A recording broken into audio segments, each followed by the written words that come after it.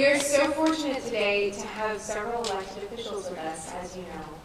The first of which who would like to say a few words to us is Senator Joyce Elliott, who is always a sponsor of this event, and we appreciate her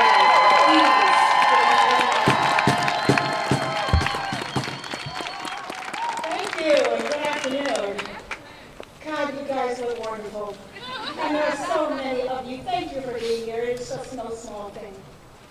I want to preface my brief remarks today with thinking about the continuum of what's meant by reproductive justice. Because I think we should also insist that that justice extends from the time a child is born to the time this person reaches earth.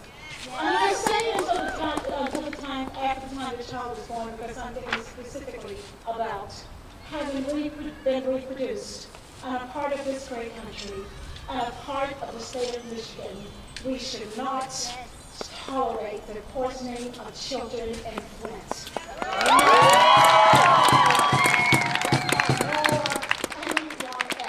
But for me, that's a part of the continuum of reproductive justice. It matters once they are here.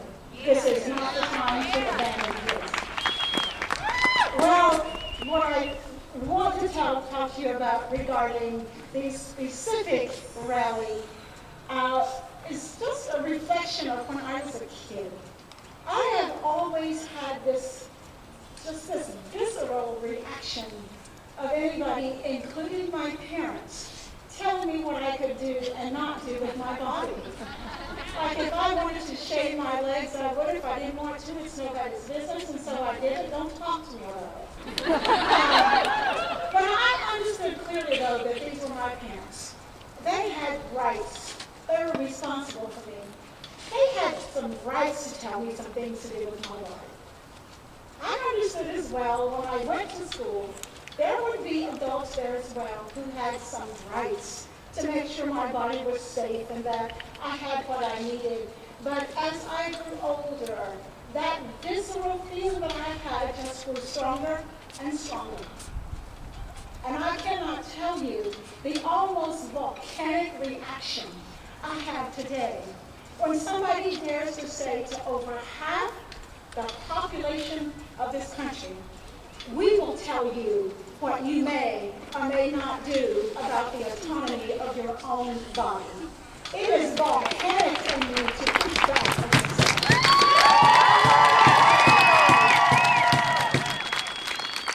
And so, as an elected official who gets the awesome opportunity of serving with Vivian Flowers and Warwick Saban and Charles Armstrong right here in this building, to come to this building and have flashbacks of a time when my ancestors were slaves and were absolutely used however somebody chose to use them, just as a body to produce and to create pleasure or whatever for somebody else.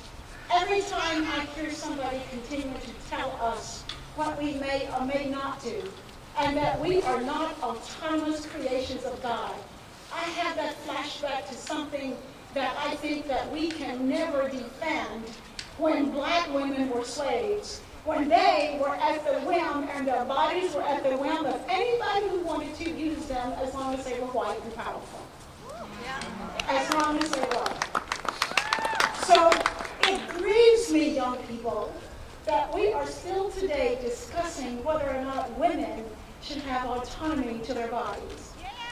It is a grievous situation when we still have to have rallies. But I was asking myself, how long? Well, as long as we have to before the people with the power and the money and those who pass laws and those who can have opportunity for strength in the community to shape how women are treated, as long as they're there and they're plowing their awful trade of trying to make us slaves in a country that is free, we will have these rallies.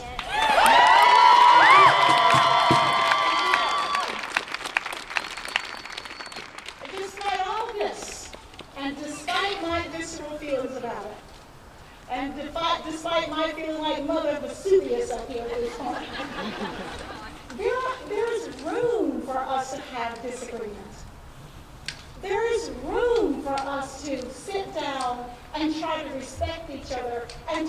each other about our disagreements.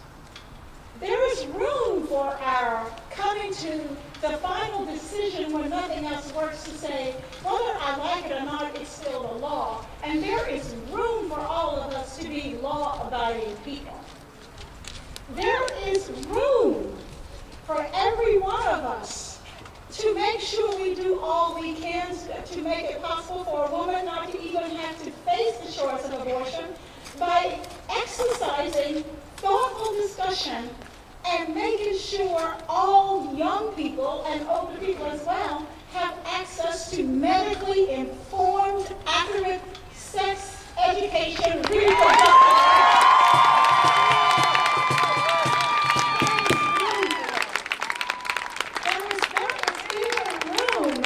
There is even room in Roe v. Wade about when you may and may not get an abortion. There is room for that discussion. But let me tell you where there's not room. There is not room for anybody, to get into my business or your business or any family's business about a medically, legally, affordable, accessible procedure called an abortion.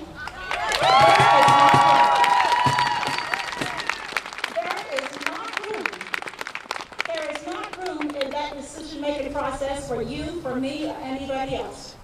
The only room there is in those situations is the woman, her family, her medical doctor, and whatever her moral center may be. That's all the room there is.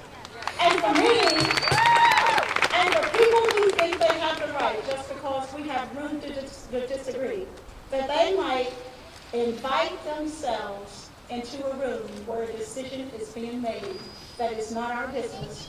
It is just as bad if any man in this audience decided tomorrow you have to make your appointment to get a vasectomy, and I say, oh, I think I'll come along with you because I don't think that's right. I have something to say about that. How absurd would that be? So I will say to you, and say to every one of us, that reproductive justice is something that we can't afford to ever stop demanding. It is something that is important, and it is something that is a demarcation of who we are. It's not a small thing.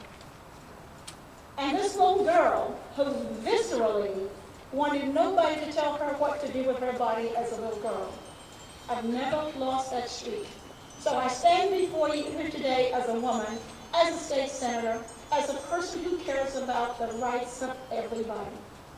And understanding that our rights are on a continuum, let's not ever forget that. Let's not ever forget that just because we have made strides in the LGBTQ community, don't forget what was just said to you about the strides that are not made. Don't forget about the continuum that goes further than whoever you are, however you identify yourself. It must be inclusive. Thank you so much for being here today.